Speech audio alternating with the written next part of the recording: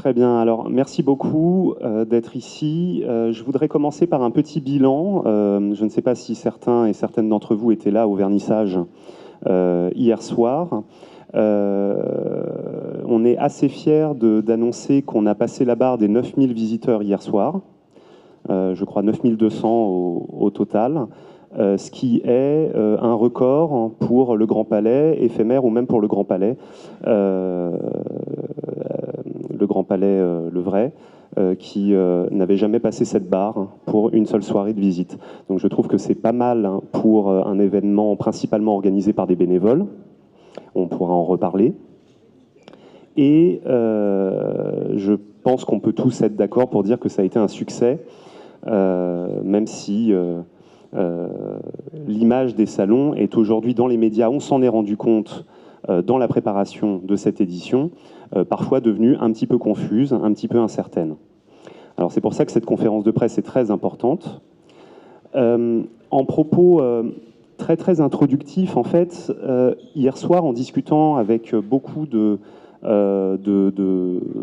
personnes de la presse, surtout de la presse internationale, je me suis rendu compte qu'il y avait un présupposé à l'histoire des salons qui n'était pas tout à fait connu, en tout cas pas vraiment communiqué de manière très claire, notamment à l'international.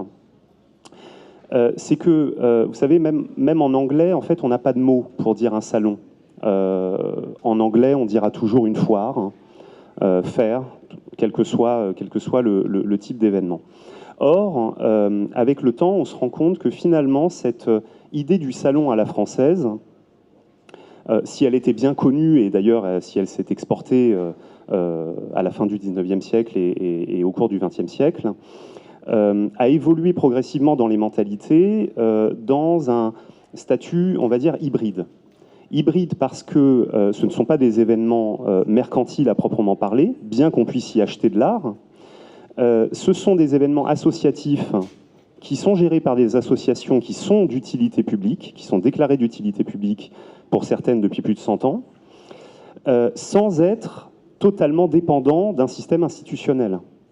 Donc en fait, à tous les niveaux, on se rend compte que ce modèle-là des salons dits historiques ou nationaux, les salons du Grand Palais, comme on les appelait à une époque, est en fait, dans son caractère hybride, une spécificité française. Et c'est une spécificité française, finalement, dont on parle assez peu, ce qui est assez dommage.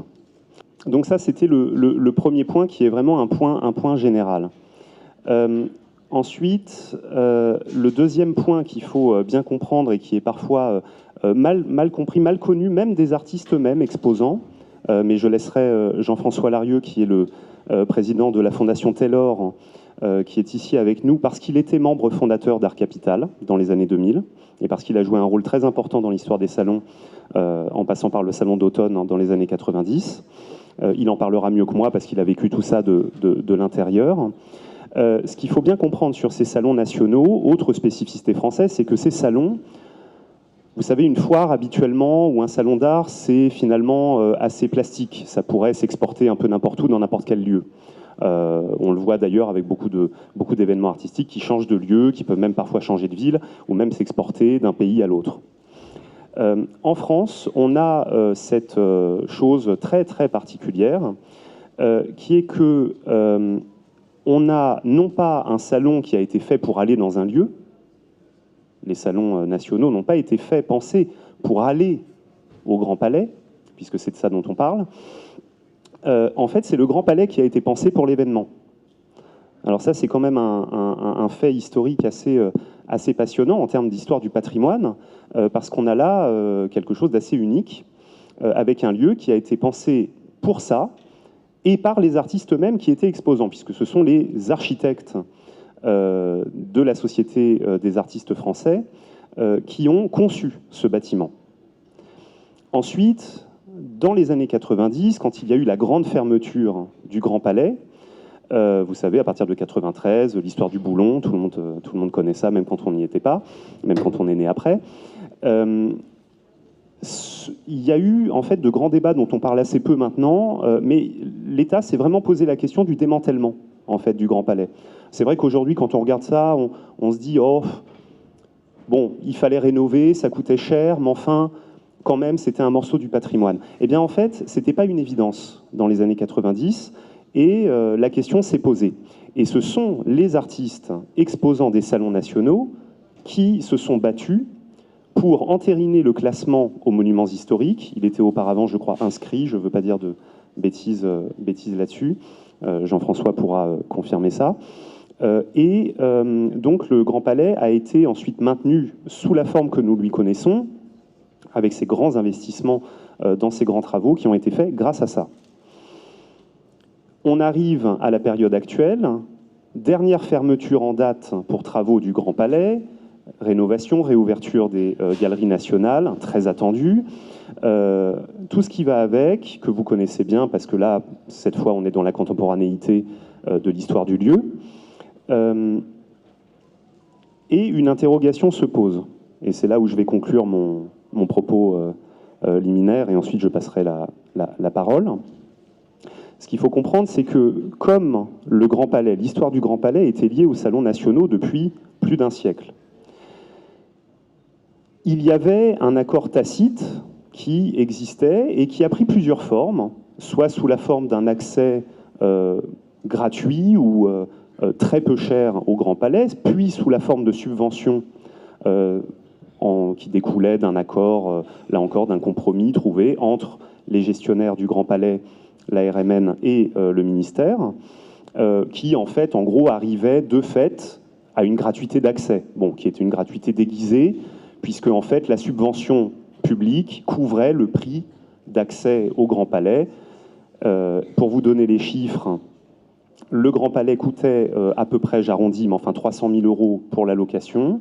La subvention publique était de 300 000 € jusqu'à une période récente.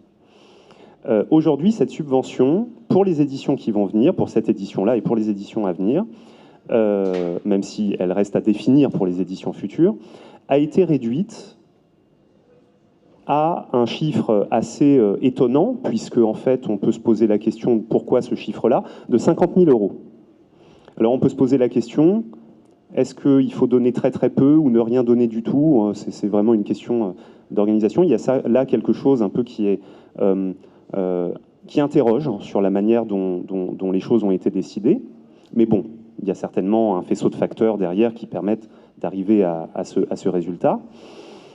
Pour un prix d'accès au Grand Palais, le vrai, l'année prochaine, en 2025, qui est annoncé cette fois à 360 000 €, puisque la rénovation ayant effectivement eu un coût que l'on connaît tous, avec les dépassements de budget, tout ce qu'on connaît de cette histoire-là, eh bien, le tarif a augmenté. Donc, autrement dit, avec bon, l'histoire, bon, il y a tout un tas de choses qui expliquent ça, mais je schématise. Aujourd'hui, l'accès au Grand Palais, qui est donc dans l'ADN des salons nationaux, est en question. Il est en question parce que le modèle sur lequel on va pouvoir réaccéder au Grand Palais, qui est en discussion, il y a des discussions tout à fait posées, tout à fait normales, si je peux dire, avec la gestion du Grand Palais. Mais le mode de financement, le mode d'accès, le mode d'organisation, lui, est de manière inédite dans l'histoire du Grand Palais et des salons nationaux, laissé un petit peu quand même à un champ du possible. Alors, il y a beaucoup d'options sur la table, mais on se retrouve dans cette situation où, pour la première fois de leur histoire, pas tout à fait en fait, Jean-François va pouvoir vous en parler, mais pour la première fois depuis bien longtemps, le mode de fonctionnement des salons pour l'avenir est en discussion et laisse une part à l'inconnu. Alors je vais m'arrêter là pour le moment, je vais passer la parole à Jean-François Larieux, président de la Fondation Taylor, qui était membre fondateur d'Art Capital. Il pourra vous expliquer plus en détail ce qu'est Art Capital et comment ça fonctionne. Et ensuite, nous donnerons la parole aux présidents de salon qui pourront dresser un bilan d'une part et leur vision pour l'avenir d'autre part. Merci Thibault. Alors, Thibault vous a fait un historique assez précis, mais que l'on pourrait développer de notre... la question, pourquoi sommes-nous là? Pourquoi Art Capital? Je pourrais revenir sur les batailles. Alors, bon, je me présente, je suis Jean-François, je suis peintre en fait. Peintre, je préside la Fondation Taylor à titre bénévole, puisque c'est une fondation qui soutient la création contemporaine, la création vivante.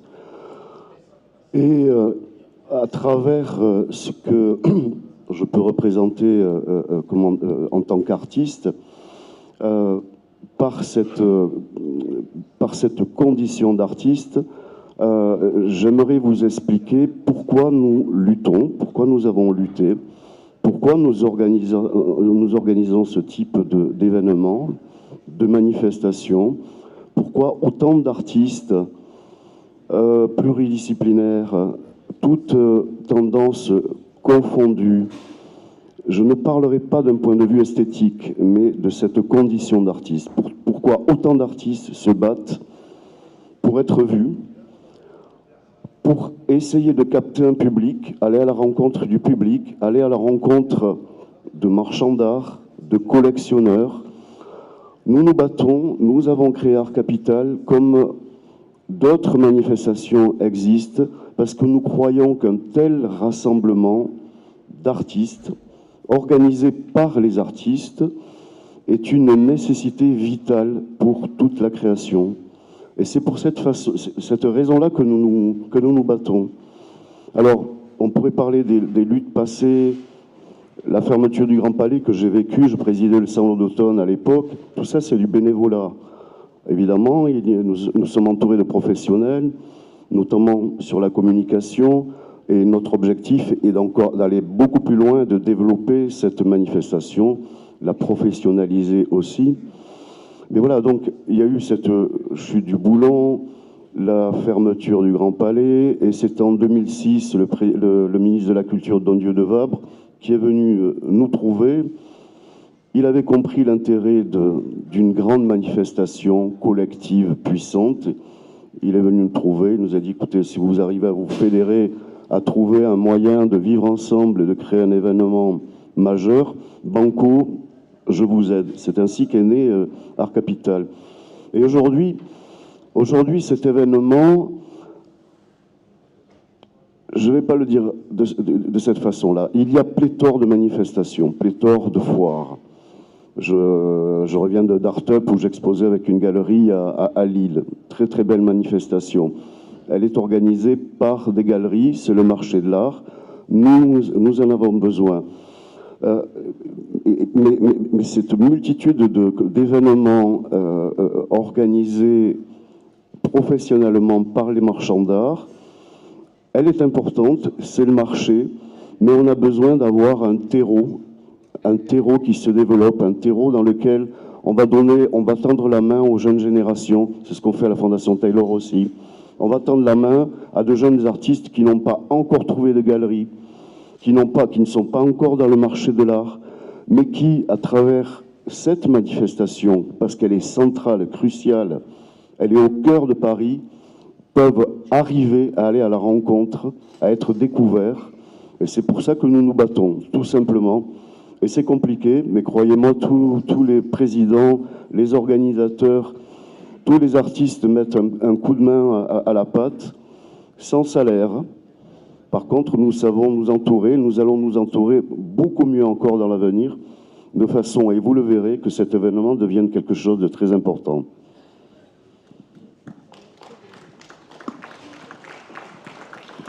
Mesdames, Messieurs, avant de passer la parole au Président, parce que ça va vous intéresser et vous aurez questions-réponses, c'est surtout ça qui a toute son importance.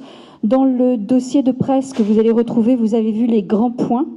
Les grands points, c'est n'oublions pas les bénévoles à saluer. D'abord, les artistes qui se présentent donc les artistes présentent face à leur public, c'est quand même quelque chose d'énorme par rapport aux foires mercantiles qu'on ne cite pas, mais qui sont devenues aujourd'hui les plus importantes dans le monde entier. Là, l'artiste vend directement et se présente directement à son public. Deuxième chose, c'est l'inclusion dont on parle énormément.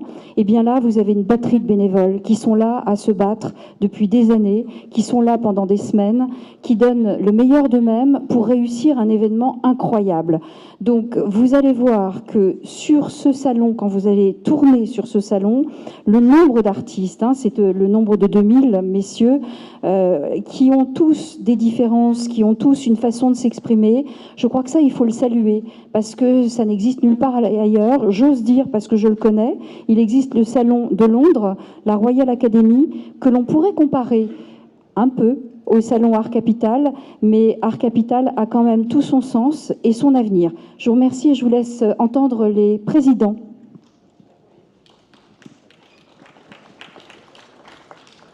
Avant de leur passer la parole, je vais reprendre juste un petit erratum. Effectivement, le président Gallet m'a repris et il a bien fait, heureusement, parce qu'en parlant vite, j'ai fourché. Effectivement, 360 000 €, c'est ce que Art Capital paye pour l'accès actuel. Pardonnez-moi, il manquait la suite. Pour l'année prochaine, c'est plutôt au-delà des 500 000 €. Voilà. Et il a bien fait de me reprendre parce que j'avais oublié cet élément qui était quand même le plus important de cette histoire. Petit détail, exactement, mais bon, quand on a la tête dans le guidon, au bout d'un moment, les petits détails deviennent... Voilà, mais tu as bien fait. Oui, alors pour reprendre juste quelques petits chiffres avant de leur passer la parole, où ils vont pouvoir parler de leur salon respectif. Corinne a évoqué donc le nombre d'artistes, effectivement 2000, c'est beaucoup pour une représentation, c'est l'un des plus grands rassemblements d'Europe, on peut le considérer comme tel. Vous avez, donc je l'ai dit, quasiment 10 000 visiteurs le jour de l'ouverture, le soir du vernissage, ce qui est considérable. Et on peut tabler, alors là, c'est variable suivant les années, mais enfin, en gros, entre 35 et 40 000 visiteurs sur la manifestation qui dure 5 jours, ce qui est donc quelque chose d'assez important. Pour compléter ce qu'a dit Corinne, sur la question de l'accès au marché de l'art, en fait, effectivement, les salons nationaux sont au cœur d'un écosystème, puisque permettant aux artistes d'aller directement vers le public, et l'inverse étant vrai aussi, ça doit être l'un des seuls endroits au monde où on peut rencontrer plus de 2000 artistes avec leurs œuvres, sans intermédiaire, sans mécène, sans marchand, entre les deux, en venant simplement dans un lieu unique et rencontrer toutes sortes de personnes, toutes sortes d'arts. C'est la grande diversité de la création.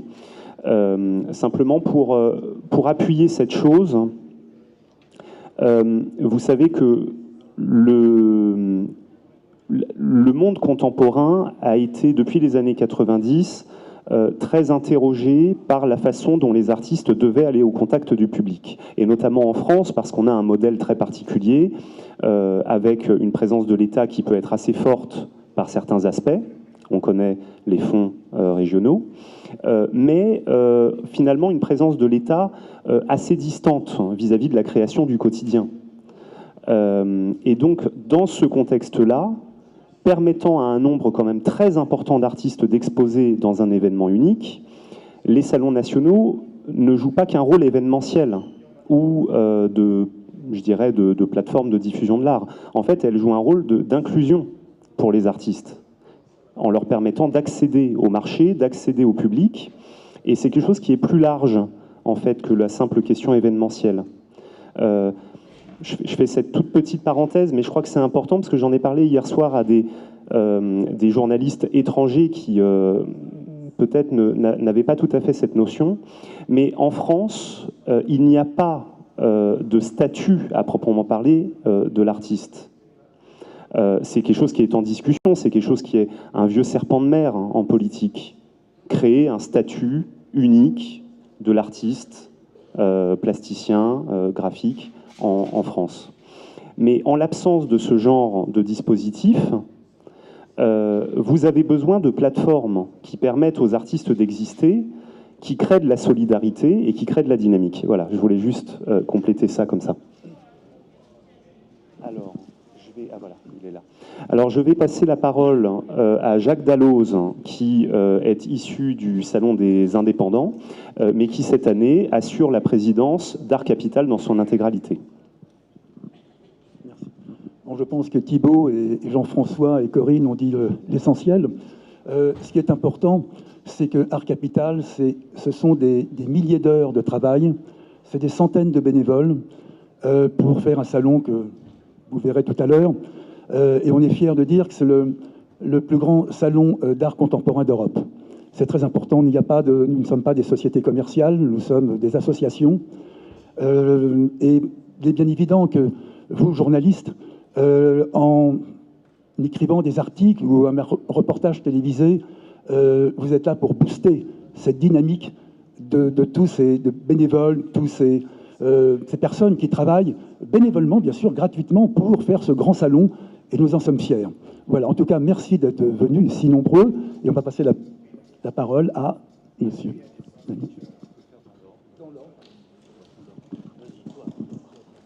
Monsieur Yvon Neuville, s'il vous plaît. Allez. Alors bon, voilà, je suis donc je suis président du salon Comparaison.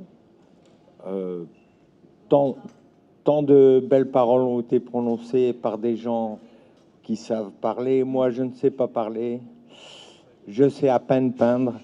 Donc, je laisserai donc les mots que vous avez entendus. Par contre, si vous voulez me poser des questions, je suis à votre disposition pour répondre aux questions éventuelles. Voilà, je suis à votre disposition.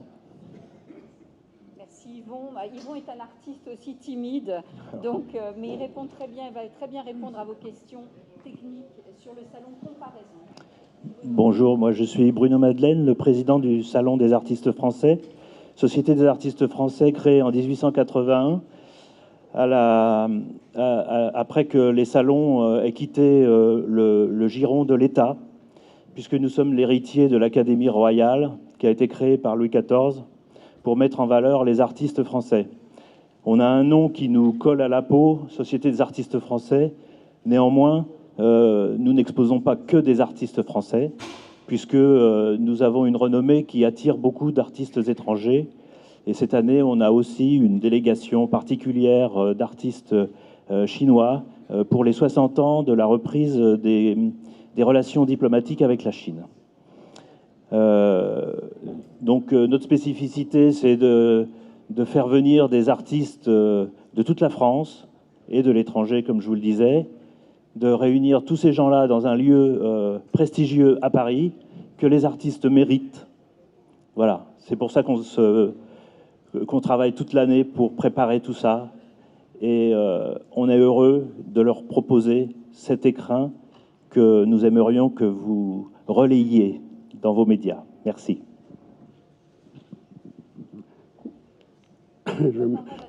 Je vais me lever juste 2 minutes pour que vous voyez. Je vais me rasseoir parce que je suis bien fatigué. On s'excuse d'ailleurs, Jean-François, je vois aussi, on se connaît depuis 40 ans, il est bien fatigué aussi. C'est 3 jours d'effort, 3 jours de travail qui suivent une année. Et c'est de plus en plus difficile d'organiser des grands mammouths comme ça. Alors je suis vous voyez, je suis en forme. Daniel Gallet, président du Salon du dessin et de la peinture à l'eau, considéré comme le grand spécialiste mondial des œuvres sous verre. Et je suis aussi, avec Jean-François, membre fondateur d'Art Capital en 2005, 5 et 6. Voilà. Donc moi aussi, comme mon ami, je pense que je préfère que répondre à vos questions. Ça sera mieux, plus efficace. Voilà, merci.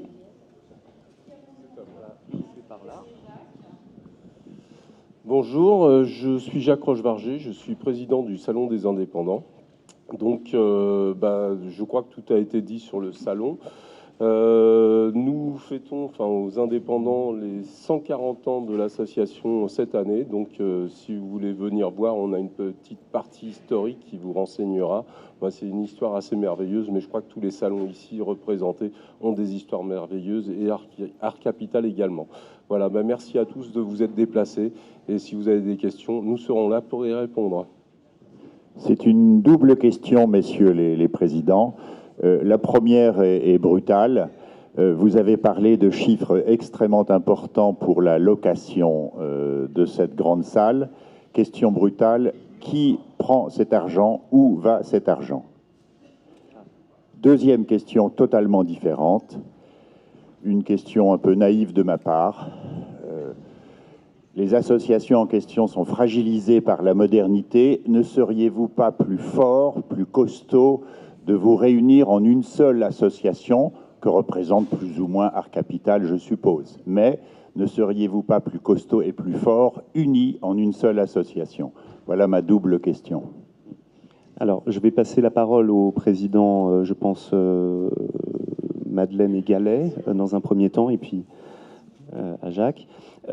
Pour faire quand même 2 éléments de réponse. Bon, d'abord, l'argent de la location d'un lieu va effectivement à la gestion du lieu, donc en l'occurrence c'est la RMN Grand Palais. Et d'autre part, alors là vous soulevez le point extrêmement important historiquement de l'histoire d'Art Capital comme superstructure réunissant en l'occurrence 4 des grands salons nationaux. En fait, il y a 2 manières de voir les choses. Il y a le vieux projet de l'intégration, qui est quelque chose qui est assez ancien, en fait, parce que c'est quelque chose qui a été discuté dès les années 90. C'est des questions, ça c'est vraiment une question assez ancienne dans l'histoire de ces associations. Pour tout un tas de raisons, c'est une intégration qui ne s'est pas faite. Mais à partir du moment où Art Capital a été fondé, c'est là où Jean-François va peut-être aussi pouvoir donner quelques précisions. En fait, ce qu'il faut comprendre, c'est que Art Capital n'avait pas vocation, si vous voulez, à donner un cadre figé à tout cela. Art Capital, en fait, est une bannière qui permettait aux salons d'exister dans leurs individualités, dans leurs ADN, parce qu'ils ont tous leur histoire, et ce sont des histoires fortes.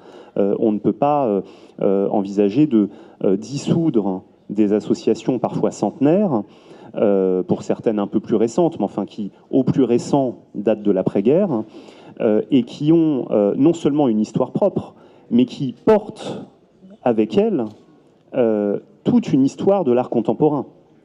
L'histoire du salon Comparaison ou l'histoire du salon du dessin et de la peinture à l'eau, pour citer les 2 qui datent de l'après-guerre, les plus récents, sont, si vous voulez, dans la manière dont ils se sont construits, dans la manière dont ils ont été pensés et dans la manière dont ils ont agi dans le monde de l'art, ont été au centre des grandes évolutions de l'art contemporain. Donc c'est pas, si vous voulez, quelque chose qu'on peut envisager de cette manière-là avec légèreté, parce qu'on parle vraiment de l'esprit de l'art contemporain français. En revanche, effectivement, l'intégration est une vieille question. Encore faudrait-il avoir un cap clair, concerté publiquement, qui permette de savoir à quoi sert l'intégration. Parce que l'intégration, si c'est juste pour faire des économies d'échelle, bon, ça, j'ai envie de dire, ça c'est un détail comptable. Mais de manière plus sérieuse, si on est dans le dur de la façon dont on peut structurer le monde associatif artistique en France, on ne peut pas penser ça qu'avec une logique comptable d'économie d'échelle. Donc la question est en fait beaucoup plus complexe. Je vais laisser Jean-François Larieux apporter des précisions, notamment, je pense, sur la question de l'intégration dans Art Capital et la manière dont elle a été pensée dans les années 2000. Oui, pour répondre plus précisément à votre question, en réalité, nous sommes en association. Nous avions créé une association qui s'occupe de la gestion financière. On a le chapeau commun qu'on avait créé à l'époque en 2006. Le chapeau commun, c'est Art Capital. Mais nous avons été obligés de créer une association puisqu'il faut payer nos prestataires, etc. Et en fait, chaque salon abonde dans un pot commun pour organiser l'événement. La difficulté, effectivement, à l'époque, en 2005-2006, lorsqu'il a fallu réunir toutes ces grandes associations, la difficulté, ça a été vraiment de trouver une entente, un terrain commun. Ça n'a pas été si facile que ça. Mais vous avez raison, l'avenir, il est dans l'union, il est dans cette dynamique que nous allons créer. Moi, je reviens un peu dans le combat parce que ça m'énerve de voir les choses ne pas aller aussi vite qu'on le souhaiterait. Nous allons aller beaucoup plus loin dans l'intégration, aller beaucoup plus loin dans Art Capital, sa façon de communiquer. Vous êtes présents aujourd'hui, c'est un peu une nouveauté. Nous l'avions fait en 2006-2007, et puis les choses sont un peu parties, dommage. Et là, je ne pense pas trahir la parole et la pensée des présidents. Chacun son cap, chacun son histoire. C'est ce qui crée la véritable dynamique d'Art Capital.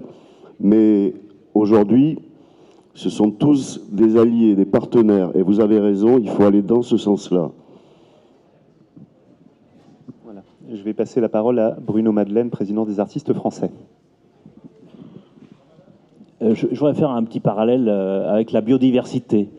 Donc, rassembler pour perdre les caractéristiques de la biodiversité, je ne suis pas certain que ce soit un gain à la fin.